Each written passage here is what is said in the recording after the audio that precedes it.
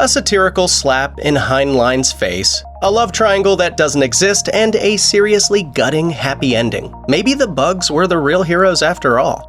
Most filmmakers take on book adaptations because they enjoy the source material. That wasn't the case for Paul Verhoeven when he agreed to direct Starship Troopers. He interpreted Robert Heinlein's novel as ideologically fascist and pro-war, and since Verhoeven grew up in Nazi-occupied Holland during World War II, it's understandable why he lambasts these ideas. In an interview with Digital Spy, the director explained that he wanted to make a movie about a fascist utopia where citizens aren't aware of what was really going on. In the film, Casper Van Dien's Johnny Rico and his mobile infantry unit are happy to risk their lives on the battlefield, despite how they're viewed by their higher-ups.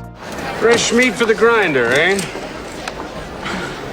While Starship Troopers is mostly a cautionary tale about totalitarianism, the movie boasts a cast of likable characters who are easy to root for. If you overlook their enjoyment of blasting through bugs and how they blindly follow a questionable regime, the heroes are regular people. This drives home the idea that everyday folks easily become spokes in the wheel of an authoritarian state if they don't hold their leaders accountable. Starship Troopers isn't exactly subtle in how it skewers fascism. The film is littered with Nazi imagery and nods to German propaganda films from World War II. The opening shot was pinched from Leni Riefenstahl's infamous propaganda film Triumph of the Will, and the officers' uniforms are reminiscent of the Nazi SS and Gestapo. While these visuals were included to get the film's point across to the audience, Verhoeven's crew also appreciated the aesthetic appeal of the uniforms. According to an interview with Entertainment Weekly, screenwriter Ed Neumeyer claimed, "Germans made the best-looking stuff." This appealed to the film's art directors and costume designers, with Verhoeven adding that the goal was to deconstruct propaganda films, giving the viewers some food for thought regarding the bigger issues. Verhoeven said, "I tried to seduce the audience to join Starship Troopers society, but then ask, what are you really joining up for?" Hollywood likes a good romance story, especially if it involves a love triangle, increasing drama and conflict between the characters. Starship Troopers was going down that route until test audiences reacted poorly to the subplot where Denise Richards' Carmen couldn't decide if she wanted to be with Rico or Patrick Muldoon's Xander Barkalow. While a love triangle is teased, with Rico often acting jealous, Starship Troopers is more interested in Carmen's personal qualities than her love life. She's depicted as a smart, career-driven pilot who's good at her job and doesn't need to be romantically involved with anyone to be interesting. I think I'm gonna go career. I want to command a ship of my own, and you know?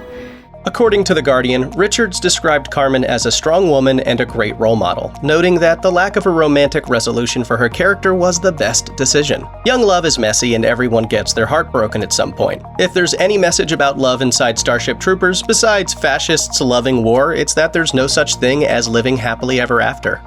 We all clearly noticed the room full of naked people, regardless of what age we saw this movie, but we may not have appreciated the subtext until later. There's an argument to be made that the co-ed shower scene in Starship Troopers isn't necessary, designed to incite thirst and nothing more. Let's not forget that Verhoeven directed Basic Instinct and Showgirls immediately prior to this film. However, this scene isn't as gratuitous as it might first appear. The main group of recruits discuss their reasons for enlisting in the military. One of them wants to escape the farm life and see the universe, and another has political aspirations. The scene highlights the camaraderie between the troopers, and at no point do they showcase any physical desire toward each other. This scene reinforces the idea that all of the soldiers are regarded as equals, quite progressive for a fascist military-industrial complex. Starship Troopers is considered so refreshing in its portrayal of gender politics, it passes the Bechdel test several times over.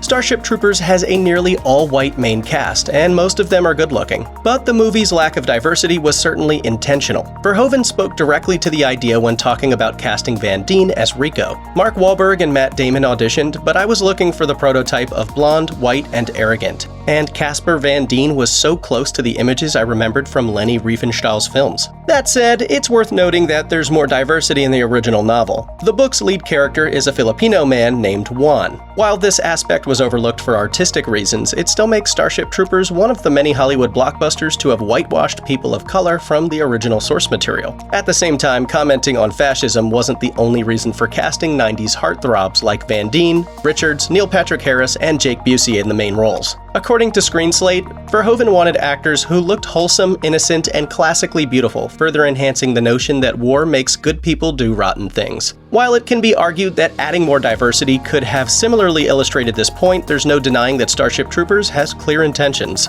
Let me tell you something.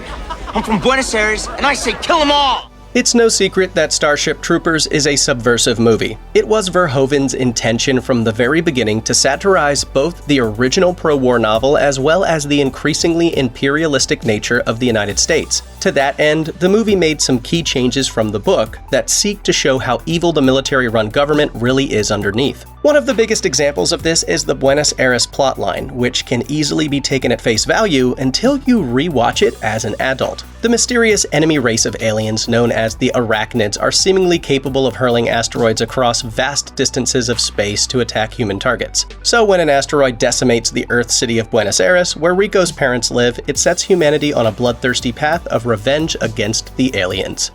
The only good bug is a dead bug. Yet the filmmakers hint at more going on with this event than the characters would make it seem. Many have speculated that the destruction of Buenos Aires was a false flag attack by the human government to justify an invasion of the arachnid homeworld, Klendathu. The only information about the arachnids' capability to send asteroids towards Earth comes from the fascist military government, which casts doubt on the credibility of their claims. Humanity's militaristic society does everything it can to paint the arachnids as the most heartless creatures imaginable. Multiple propaganda scenes exist solely to degrade, devalue, and disrespect the alien foe as part of humanity's war effort. But how true are the claims? Fans know that Verhoeven intentionally made the film seem like a piece of propaganda, portraying a utopian fascist society that to audiences in 1997 would look absurdly nightmarish. Because of the satirical nature and propagandistic tone, it's no surprise that the characters of the film are so merciless to their enemies. In one scene, we see children on Earth squishing real-life cockroaches. This is framed as a patriot act for the war effort, symbolizing humanity crushing the arachnids. But it becomes clear that the bugs are largely misunderstood creatures, forced into fighting a defensive war against aggressive human colonization. The end of Starship Troopers shows just how victimized the bugs actually are. After capturing the massive brain bug, Carl Jenkins, played by Neil Patrick Harris, is able to feel its emotions and relay them to the army of troopers. It's afraid.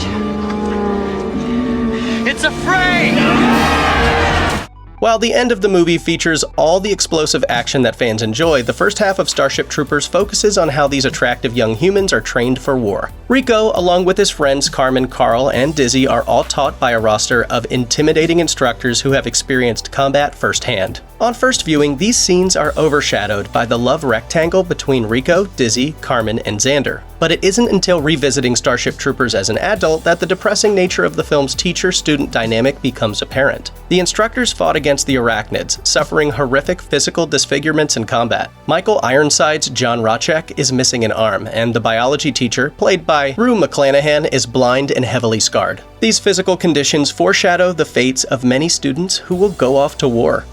Starship Troopers seems to have a happy ending, with our heroes defeating their enemies and going off to successful military careers. But thanks to the film's satirical edge, this excitement feels hollow. Rico's character arc throughout the film shows us just how sad of an ending this really is. At the start, Rico is a conflicted character who is unsure of his place in the military machinery. He joins the mobile infantry, but not out of any sense of patriotic duty. While it's true that his military service will guarantee him citizenship, his desire to continue a romantic relationship with Carmen is what draws him into the war. He shows compassion and conscientiousness during his training, as well as deep regret when he directly contributes to the death of a fellow soldier during an exercise gone wrong. It's not until the invasion of Klendathu, after his parents are killed in the Buenos Aires attack, that Rico drastically changes into a killing machine. Starship Troopers ends with an in-universe propaganda video encouraging new recruits to join the military so they can be heroes like Rico. Come on, you wink! You wanna live forever! For a man as initially open-minded as Rico, this is an unhappy ending. He is now truly just a cog in the war machine.